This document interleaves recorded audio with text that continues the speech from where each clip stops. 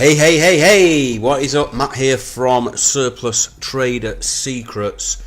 So, got about 20 minutes, half an hour. Ask me anything about the inventory flipping business, the inventory broker business. Guys, ask me anything that you want about this business, and I will happily answer any questions. The cool thing, actually, one sec. A bit of light there. The cool thing that I found this week, and this is nothing to do with the business whatsoever, but this was amazing. I found in my garage something from when I was a child, and it was something I was quite stunned actually when I found this in a box. So I've got boxes of like stuff that I've always kept in my garage, like old vinyl records, loads of old books from when I was younger, and I found these World Cup 1978 Panini sticker albums. This is what I found in a box in my garage. Not only did I find one of these, I found two of these. Let's just turn the comments on, just so I can see if anyone comments. So yeah, and the smell like the from 1978, you know. So I was 10 years old,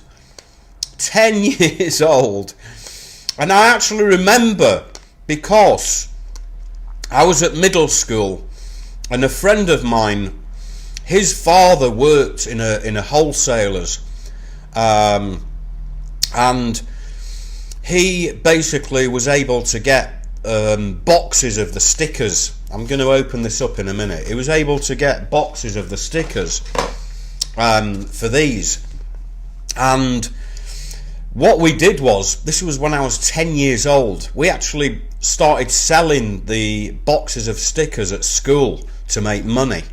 And so can you imagine getting a full box of stickers, Panini stickers, and then sticking them in these 1978 World Cup album? And I got two of these.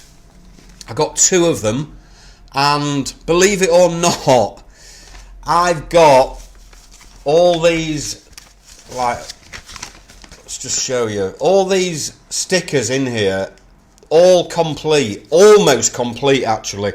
I think one of them, out of 400, I think there's 4 missing. And I was actually looking on eBay for the missing stickers, and I think on the other one there's 5 missing out of 400 as well. So what I decided to do was, I decided to go onto eBay and check these out. So I typed in World Cup 1978 stickers, Panini sticker album. Well, you won't believe what these are selling for on eBay. The complete sticker albums are literally selling for like 150 to 200 pounds each. 150 to 200 pounds each. And even the ones that are not complete are getting over 100 pounds each for them. So I've got two. I've got two of these. I'm not going to sell them, I don't think, but you know, when I think about it, when I was 10 years old, how exciting was it to collect stickers? And you know, we used to do it every 4 years when the World Cup started. But these ones, I for some reason, I have kept these. For some reason, I've kept these for what? For since what? 43 years. I've kept these 43 years, and you know, some of these are worth money. Some of these stickers, and you know, I was looking through, and I've actually written down. I've written down the numbers that are the ones that are missing, so I could find them on eBay. So I'm actually watching them on eBay, which ones I'm going to buy. So some of these individual stickers are going for like, you know, £5 to £10 each. Original 1978 football stickers, and it's so cool. Just looking for the England one. Who was in the England? England were definitely playing. If I can find them. We've got Sweden, Netherlands.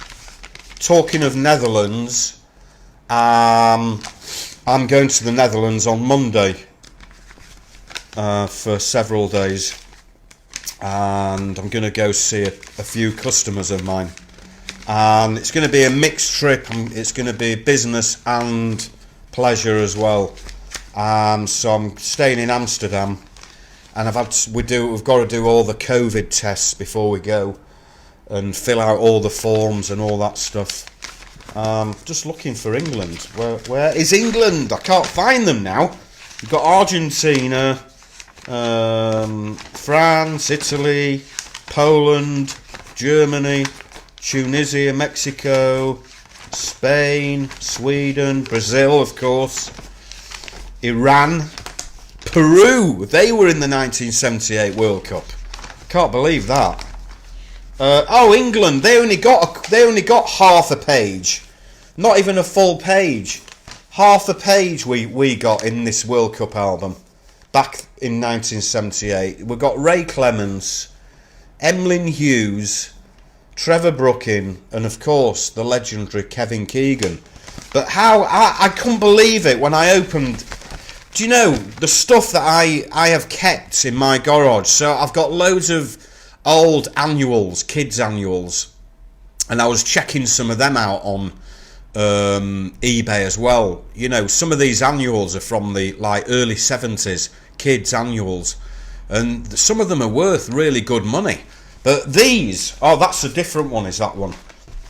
These, I can't believe I've actually got two of these 1978 World Cup albums that I actually, you know, did myself when I was 10 years old. I can't believe that I've actually kept these.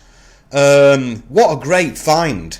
And you know, I could sell these on eBay and get probably £100 each for them, but I'm not gonna. But they smell so old and foisty. They really do smell. And I've got another one here, guys.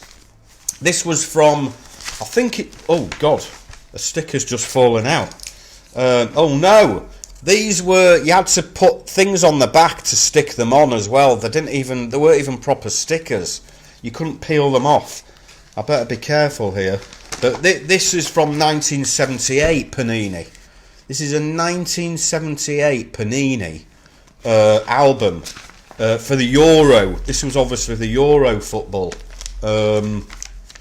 And these were the World Cup ones, but this is the Euro one. So I've got three here that I've kept since I was 10, 11 years old. How cool is that, guys? What a cool thing to have from when I was a child. What a really, really cool thing to have. So I just thought I'd bring them in to show you guys. So what I'm going to do for 10-20 minutes, obviously, again, as usual, I've come on too early in the day. And I was just going to do, because I've got quite a few new people that have come into the group over the last few months.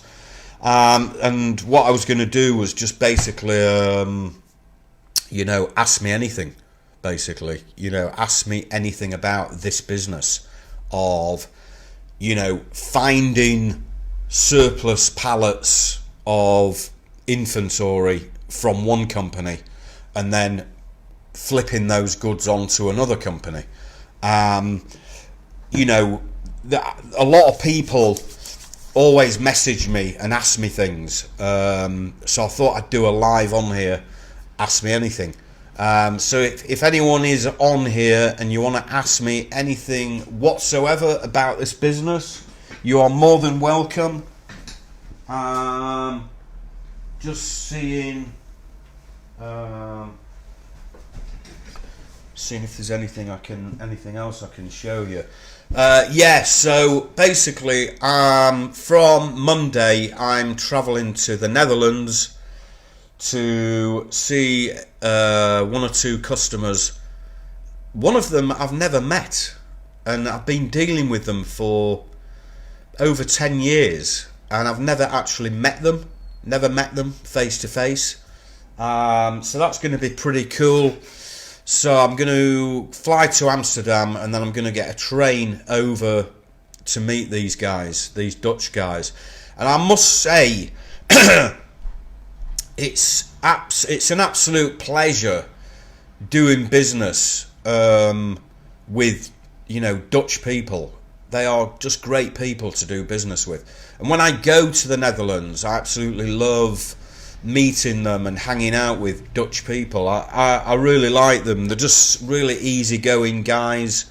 In fact, next month in December, there's a big trade show that we used to go to every year many years ago. Every single year we used to go. It was around May time, and it was the private label show.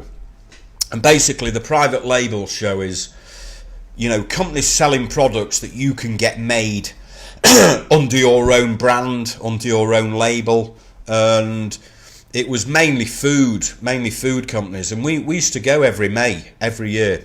And I used to take my guy, Oliver, who used to work for me. He used to work for me. He was a young lad, and we used to go, and it was great fun. And we used to walk around this big trade show at the Rye Exhibition Centre. And we used to make loads of great contacts and great connections. Those were the days when we used to go to trade shows. Of course, we don't go to trade shows anymore. You know, there's better online, more time-effective ways of getting contacts from trade shows without having to travel, you know, walk around these trade shows. It's tiring. You know, if you've never been to trade shows, they are really, really hard work, actually, because you're just walking up and down all day, and some of them have, you know, 5, 10, 15 huge, big exhibition halls that you've got to walk around each day, and you're walking around and you're talking to people, and it's really tiring. Back then, when I did it, you know, I was a young guy. I was in my 20s and 30s. Now I'm in my 50s. It's not something that I, you know, want to do. I could fly around the world going to these loads of different trade shows, and yes, it is good meeting people face to face. Like, you know, that's great. It's fantastic meeting people face to face. There's nothing better. But now I just will get the list of exhibitors of these trade shows, and I will build a list of email addresses and email these companies at trade shows, and that's what I'll do. But yeah, so I'm in the Netherlands from Monday until Thursday, and I'm back in the UK on Friday. So yeah, I it's kind of half business and half pleasure. So I'm going with my wife. It's kind of a late birthday trip that we were going to go on for my wife's birthday it was actually originally booked last March 2020, and we've actually cancelled 3 times because of the pandemic and the lockdowns. So finally we were able to go from like last month. So, you know, book the flights, rebook the hotel, and got the COVID test ready to do on Sunday, and it's an hour flight, so yeah, it's going to be a nice trip, and you know, we're going to have 3 days. 3 days makes a change from doing the same old thing every week and not getting away anywhere, and which is great. But yeah, anyone who has any questions and you want to ask me anything whatsoever, ask me anything at all. But yeah, I'm so chuffed. I'm so pleased that I found these in my garage. And you know, I've still got stuff. I've still got boxes of stuff in my garage from if some of you have seen, like, I keep hold of stuff, and I've still got invoices from over 20 years ago from this business. I've still got invoice books from, you know, deals that I did from over 20 years ago. And you know, when I look through them, I think, I remember the deals that I did as well. When I look at the invoice, I think, oh yeah, it was that person I dealt with. I remember that deal. I actually remember the deal that I did on, you know, on those products. It's amazing how you can just, it all comes back to you, those memories of those deals that we did back then. And you know, that was before the internet, or just as the internet was starting out. So we didn't have all these tools and methods back then. And you know, it was a lot harder. It was all phone calls. We were on the phone all day, guys. You know, we were on the phone non-stop. Like, to do deals, we had to be on the phone all the time. And we used fax machines all the time. You know, we would fax a letter through a fax machine. We'd send the letters that we email, we were sending through a fax machine. I just had someone faxing these letters all day long, feeding these letters through a fax machine, you know. And when we used to receive an offer of some inventory, the offer came through on a fax, you know, and the picture as well was on a fax. It was like a black and white picture of the product. And, you know, if we wanted to see that product properly, we'd have to get a sample posted to us. And then if we wanted to find a buyer, we would have to literally go out and drive to show the buyer. We'd have to drive and literally show the sample to the buyer to get an answer, which was just like ridiculous. So those days were, I mean, yeah, we did lots of deals, but they were a lot longer. There were a lot longer to do, without a doubt. I think there was a question there from, is it Pamir? Matt, will you be able to discuss any deals while on holiday? Yeah, 100%, Pamir. I'll obviously, you know, I've got my phone, so obviously email still fine, WhatsApp still fine. I'm taking my laptop with me. My replies might not be as quick, but I will be replying same day as usual, so don't worry. Don't worry if any of my guys, students come have got any deals that they want to talk about or show me next week, then yeah, no problem. Everything's still the same. I'll always be checking my WhatsApp through the day and emails through the day and night as well. So yeah, no worries, guys.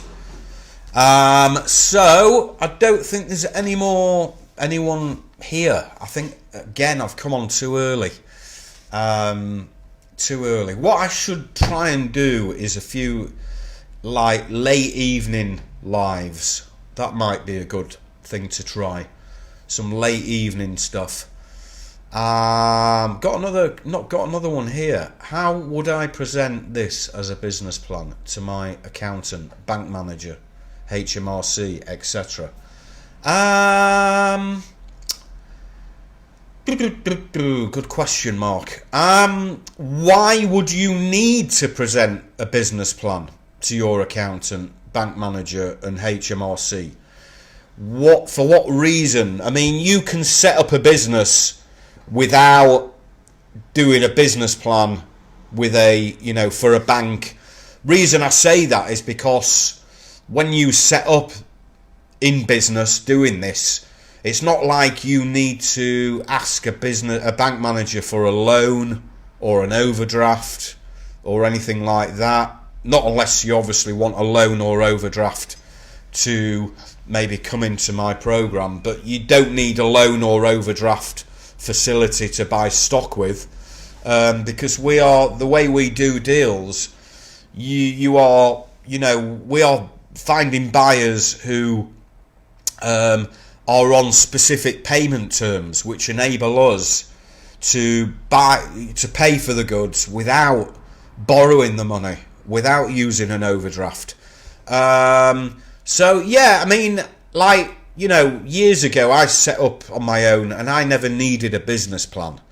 The only time I've ever done a business plan is when I set up an importing company where I was importing goods from China, and I actually needed an overdraft. But you don't, unless you need a loan or you're looking to borrow money, you don't need a business plan. You can set up a bank account through your bank manager and say, look, I just want a straightforward business account. I'm not looking for a loan, not looking for an overdraft. Now obviously if you are looking for a loan or an overdraft, I'm not obviously, I'm in the business of teaching how to buy and sell and how to find surplus deals, how to find buyers, how to put the deals together, etc. I'm not an expert at business plans. It's a good question, but I'm not in the business of teaching how to do a business plan. If you go online and type in how do I do a business plan, how do I do a simple business plan, or how do I put together a simple business plan, then it'll show you online. You'll get an answer online for that type of question. But as I say, I'm in the game. I'm in the game of buying and selling. I'm not in the game of doing business plans. So yeah, Mark, you can get that answer probably Googling it. Like literally, you could Google that question, or you could literally go on YouTube and put "how do I make a business plan," and you probably get someone on video teaching you how to do a business plan. I'm not an expert at doing business plans, so that specific question I can't help you with. Certainly there'll be somewhere on Google you can find the answer, or on YouTube. Certainly you can do that, without a doubt. Any more questions, guys?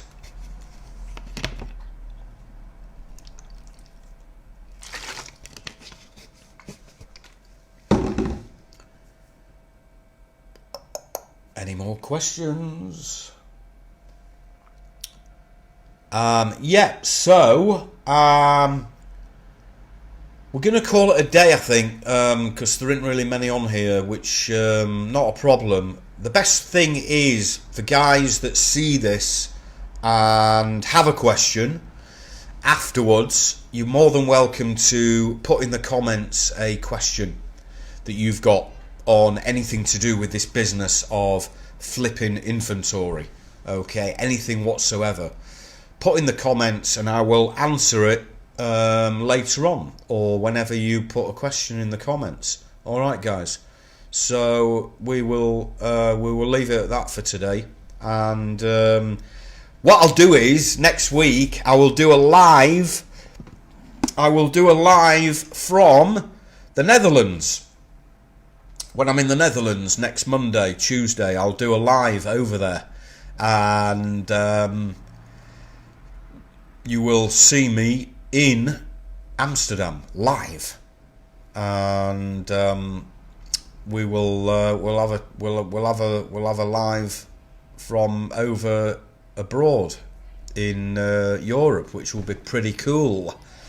So, on that note, and I will catch up with you guys next week. And wish you all the best and have a great weekend. See you soon.